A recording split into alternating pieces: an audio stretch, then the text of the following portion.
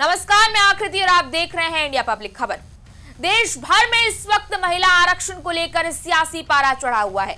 आरोप प्रत्यारोप का दौर जारी है और दिलचस्प बात यह है कि विपक्ष भी इस मुद्दे पर बटा हुआ नजर आ रहा है। जी हां, इस बीच सबसे ज्यादा मतभेद सपा और बसपा में नजर आ रहे हैं। अगर बसपा सुप्रीमो मायावती और सपा प्रमुख अखिलेश यादव के बयानों पर गौर किया जाए तो एक ही मुद्दे पर खड़े होकर भी दोनों की राजनीति अलग अलग दिशा में जाती दिख रही है।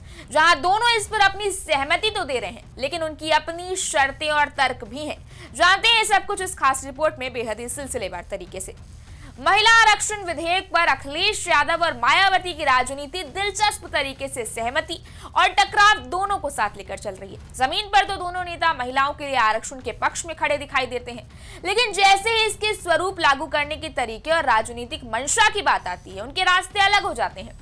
दोनों नेता महिला आरक्षण के समर्थक तो हैं, लेकिन मायावती इसे सामाजिक न्याय और प्रतिनिधित्व के संतुलन के नजरिए से देख रही है। उधर अखिलेश उसे राजनीतिक रणनीति और लागू करने के तरीके के नजरिए से चुनौती दे रहे हैं। लिहाजा अखिलेश और मायावती महिला आरक्षण के इस मुद्दे पर कहां पर एकमत है और कहां एक दूसरे के विरोध में दिखते हैं, ये फिलहाल बड़ा सवाल है।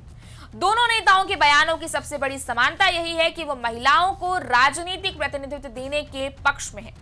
मायावती साफ तौर पर कह रही है कि लोकसभा और विधानसभाओं में 33% आरक्षण की प्रक्रिया को आगे बढ़ाया जाना चाहिए और इसमें अड़चन पैदा करना उचित नहीं है।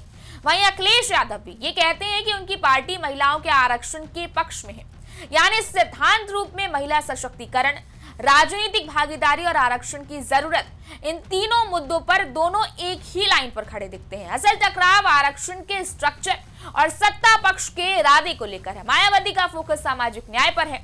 उनका तर्क है कि अगर 33% आरक्षण में अनुसूचित जाति, अनुसूचित जनजाति और ओबीसी महिलाओं के लिए अलग कोटा नहीं होगा तो ये महिला आरक्षण के वास्तविक उद्देश्य को काफी हद तक नकारने जैसा है।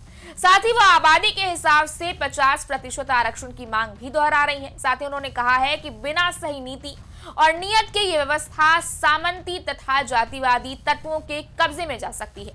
वहीं दूसरी ओर अखिलेश यादव का हमला सीधे केंद्र सरकार और भाजपा की मंशा पर है। वो इसे नारी को नारा बनाने की कोशिश बता रहे हैं। उनका कहना है कि सरकार इतनी जल्दबाजी में क्यों है, क्योंकि वो जाति जनगणना से बचना चाहती है। उनका जोर भी पिछड़ी और मुस्लिम महिलाओं को शामिल करने पर है, लेकिन उनका एंगल राजनीतिक रणनीति और चुनावी गणित पर ज्यादा केंद्रित है। दोनों के बीच यही सबसे बड़ा अंतर दिखने लगता है। जहां मायावती आरक्षण के अंदर सब क्लासिफिकेशन यानी कि एससी, एसटी, ओबीसी महिलाओं के लिए अलग कोटा की साफ मांग कर रही हैं, तो वहीं अखिलेश यादव सीट आरक्षण के मौजूदा मॉडल पर भी सवाल उठा रहे हैं।